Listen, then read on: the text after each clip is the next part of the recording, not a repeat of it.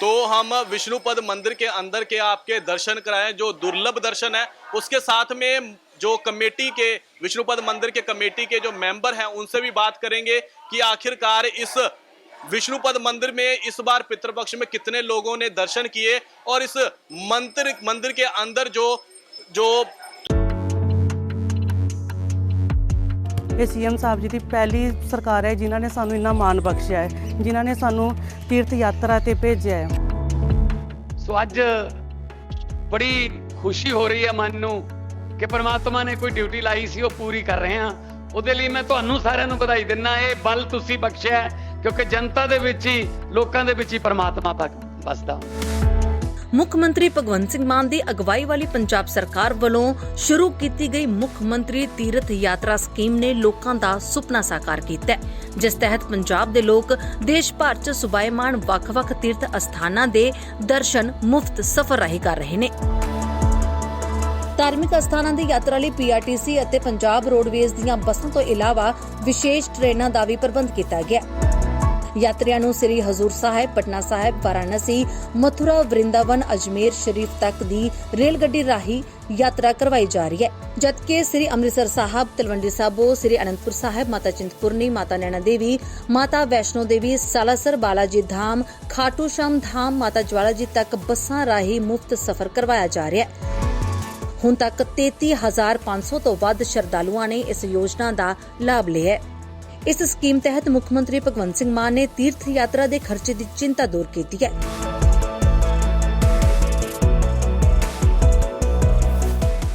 लगातार सेवाएं हैं वो किस प्रकार चलती हैं?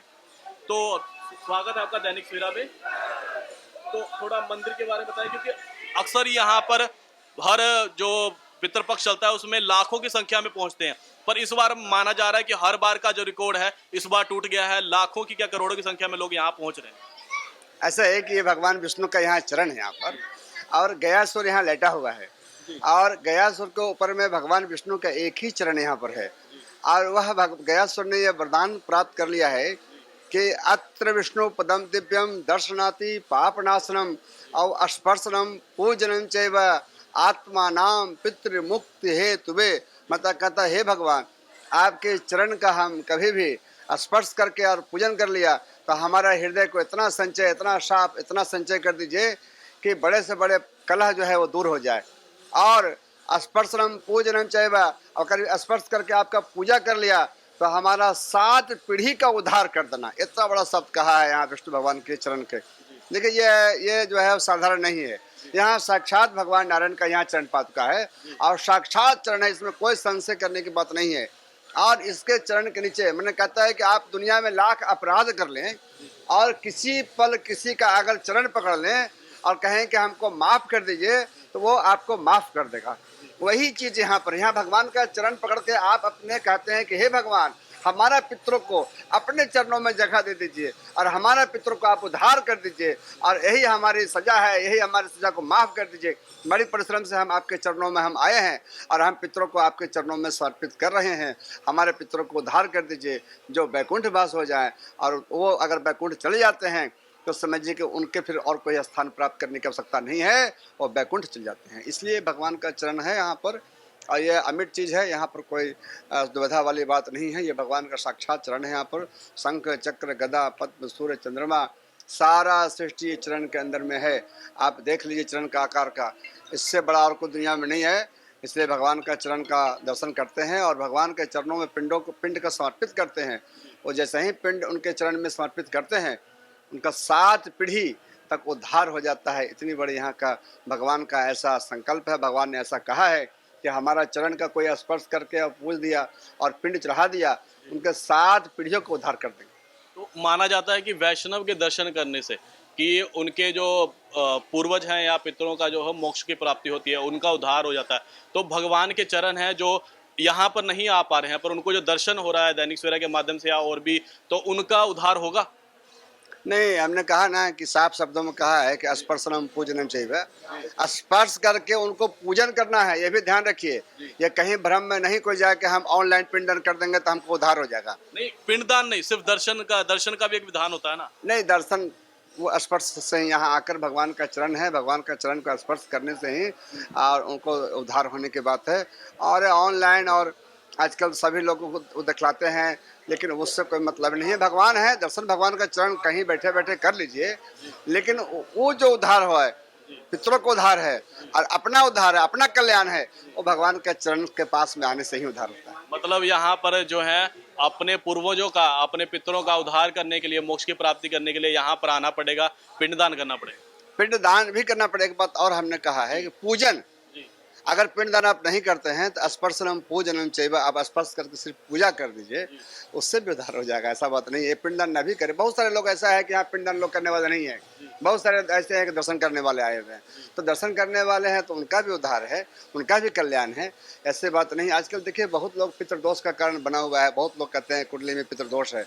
यही सब कारण है कि भगवान का चरण अगर स्पर्श करके आपने कहिए हे भगवान, आप अपने चरणों में पितरों को समर्पित कर दीजिए और मेरा उद्धार कर दीजिए। ठीक है, हमारे पितरों को उद्धार न कीजिए, कम से कम मेरा उद्धार कर दीजिए।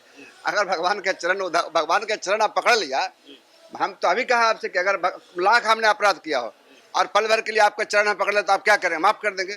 तो वही चरण है यहाँ पर। ये भगवान कह रहे हैं कि आप कह रहे हैं कि आप हमारे चरण में उद्धार हो जाओ। हमारे चरण जैसा अगर चरण को छू दिया, चरण को स्पर्श कर लिया, तो हम आपको सारे पाप कलह से दूर कर देंगे। इतने बड़े शब्द यहाँ पर कह दिया है, ये साधारण बात नहीं है। जैसे आपने अभी बताया कि पितृदोष, तो मैं पहले जानना चाहूंगा कि पितृदोष आखिर क्या है। जो भी यहाँ देख भी रहे हैं वो जानना चाहते हैं कि पितृदोष होता क्या और उसके क्या हानिकारक जो है परिवार पे या व्यक्ति पे पड़ता है। देखिए वो आज के समय में बहुत सारे जगह हमने देखा है कि जो संस्कार जो होना चाहिए मृत्यु के बाद, वो संस्कार लोग नहीं कर पाते हैं। बड़ा अच्छा शब्द है कि किसी प्राणी के मृत्यु के बाद 16 पिंड उसको मिलना चाहिए, वो 16 पिंड मिल नहीं पाता है उसको। पहले की परंपरा था कि घर से निकलते थे तो वहाँ पर सीना पर, मस्तक पर, पैर पर पिंड दे के फिर रास्ते में देते थे, फिर घाट पर पिंड, जहाँ शमशान घाट वहाँ पिंड करते थे, फिर एक प्रतिपदा से लेकर 10वां तक पिंड 10 पिंड करते थे, फिर 5 पिंड और करते थे, तो 16 पिंड उसको मिलना चाहिए। वो पिंड आज के समय में बंद हो गया है। अब लोग कहीं पर भी किसी का मृत्यु होता है, वो जाते हैं शमशान घाट में और उसको अग्नि संस्कार किया और अपने मैंने जो भी औपचारिक जो हुआ वो किया और करके अपना वो निकल जाते हैं। अब तो छौर कर्म मैंने बाल मुंडन भी लोग नहीं कराते हैं, छौर कर्म भी लोग नहीं कराते हैं, मैंने सारा पद्धति को उन्होंने बदल दिया। तो आप अगर बदलेंगे तो पितर भी बदल जाएंगे। आप अगर उनको अगर नहीं मान गए, आप किसी को मुख में अग्नि संस्कार किया, मुख में आपने अग्नि दिया, अब अग्नि मुख में दिया, किसी मांस को आपने जला दिया, तो वो तो आप जला दिया, लेकिन वो जलाने के बाद जो उसका जो आप पर जो लग गया, दोष लग गया, तो वो उसको निराकरण के लिए आपने क्या किया? कुछ नहीं किया। तो वो निराकरण के लिए आपको 16 पिंड करना पड़ेगा, तभी आपको उद्धार होगा। अब वो 16 पिंड लोग आज तक करता नहीं, कोई भी नहीं लोग करते हैं। तो नहीं करने के कारण जो है वो कुंडली में पितृदोष का लक्षण आप बताता है, जिसके कारण पितृदोष हो जाता है। घर में कलह, कारोबार में बाधा पैदा होना, रोग से ग्रस्त हो जाना, चाहे पुत्र हो पुत्री के शादी नहीं होना, कई तरह की समस्या घर में आपको होगा उसके कारण।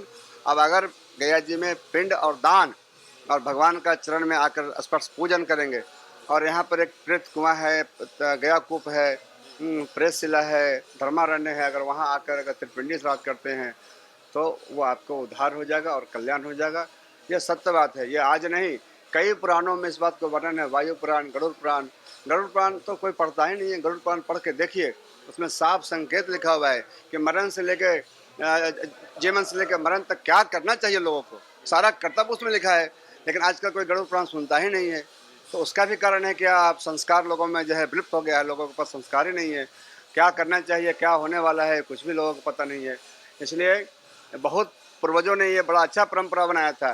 किसी प्राणी की अगर मृत्यु हो जाता है तो घर में सारे परिवार को बैठाकर 10 दिन तक गरुड़ पुराण सुनाते थे, ताकि उसको पता चले कि जन्म से लेकर मरण तक क्या संस्कार है और क्या करना चाहिए। उसमें सब लिखा हुआ, सब कुछ लिखा हुआ है गरुड़ पुराण में। गरुड़ पुराण को पढ़ें तो सारे चीज़ स्पष्ट हो जाएगा। और गरुड़ पुराण के कई अध्याय में इस बात का जिक्र है, पुत्र हो ददौ पुत्र, हे पुत्र, हमने तुमको पैदा किया, हमने तुमको पढ़ाया, हमने तुमको लिखाया, हमने तुमको चलना सिखाया, हमने तुमको जब शादी विवाह करवाया, बाल बच्चा किया, अब हम चल बसे, हम मरने लगे, हम मर गए, तो हम सारी संपत्ति हम तुमको दे गए, अब हम चल बसे तो हमारे लिए तुम क्या करोगे से बताओ। तो वही कहता है कि हे पुत्र, 3 काम जरूर करना हमारे लिए, हम तो सब कुछ तुमको दे दिए, अब हम तो चल बसे, हमारे 3 काम जरूर करना। हमारा जब हम भूखा रहे तो हम जब घर पर रहे तो हमको भूखा कहीं मत रखना, जरूर खाना देना। और दूसरा कहता है कि अगर हमारी मृत्यु हो जाए तो हमारा संस्कार जरूर करना। और तीसरा कहता है कि गया जी में जाकर पिंड कर देना। और अगर ये 3 में से एक भी नहीं किया तो पुत्र नहीं तुमको पुत्र होगा। इतना बड़ा सत्य कह दिया है गरुड़ पुराण में। ये फिर पितृदोष में आया था। ये पितृदोष का कारण वही बनता ही है। अगर आप नहीं करोगे उनको उद्धार तो बेचारा वो अपने योनि में बेचारा भरते रहते हैं, भ्रमण करते हैं और उनको फिर बाद में पीड़ा होता है तो वो अपने पुत्र पर है या परिवार के ऊपर में आंशिक सांकेतिक रूप से वो असर करते हैं। यहाँ अगर पिंडदान करते हैं तो 84 लाख योनियां जो हैं उससे मुक्त हो सकते हैं। 84 लाख योनियां जो कहते हैं कि यहाँ पर हर व्यक्ति को 84 लाख योनियां काटनी पड़ती है इस धाम में आने के लिए, क्योंकि मृत्यु लोक है। तो क्या पिंडदान करने से और यहाँ पर आके दर्शन करने से वो 84 लाख योनियों से मुक्त हो सकता है व्यक्ति? नहीं, तो हमने पहले भी कहा है कि यहाँ पिंडदान कर देने से पितृदोष हो या अकाल मृत्यु हो या और भी कई कारण है, उससे बिल्कुल मुक्ति मिलती है। वो तो हमने पहले भी कहा है, आज भी कहेंगे कि ये बहुत बड़ी स्थान है। आजकल लोग कुरुक्षेत्र चल जाते हैं, हरिद्वार चल जाते हैं और गया लोग भूल जाते हैं। दुर्भाग्य है कि कई पुराणों में देखा है कि गया का जिक्र है, समझ गए ना, कुरुक्षेत्र का हरिद्वार का जिक्र नहीं है कि पितृ मुक्ति के लिए कहीं जगह है। गया सबसे बड़ा सुप्रीम कोर्ट है, इसको मान लीजिए, पितृ के लिए। इसलिए यहाँ पर गया जी में आकर लोग पिंडदान करते हैं। और गया में एक बार भी आकर सिर्फ पिंड कर दीजिए तो गया वो गया, मैंने एक बार पितृ जो उद्धार हो गया, फिर वापस नहीं आया। वो पितृ फिर घर नहीं जाते।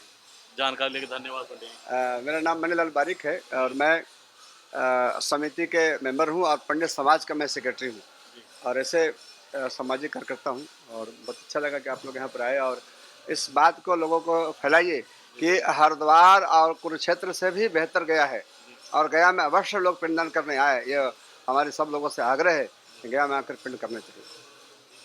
तो ये थे विष्णुपद मंदिर के मेंबर जिन्होंने हमें विष्णुपद मंदिर के साथ साथ गया में पिंडदान का और दर्शन के जो महत्व है उसके बारे में बताया, साथ में पितृदोष क्या होता है और बहुत सारी चीज़ें जो बताई कि किस प्रकार के जो है पिंडदान किए जाते हैं। तो पंडित जी की बात जो है वो उस हिसाब से आप यहाँ पर अपने पितरों के दोष जो आप पे दोष लगते हैं या फिर पितरों के मोक्ष की प्राप्ति के लिए यहाँ पर आएँ, पिंडदान करें। और इसी प्रकार और भी बहुत सारे गया में इतिहास हैं, मंदिर हैं, उसके बारे में दैनिक सवेरा के माध्यम से आपको बताते रहेंगे, दिखाते रहेंगे। बने रहो दैनिक सवेरा के साथ। कैमरामैन राजवीर के साथ मैं रविशंकर मिश्रा, गया बिहार। देश दुनिया की हर खबर सबसे पहले देखने के लिए फॉलो करें Dainik Savera TV, YouTube, Facebook, Instagram, X और व्हाट्सएप चैनल पर।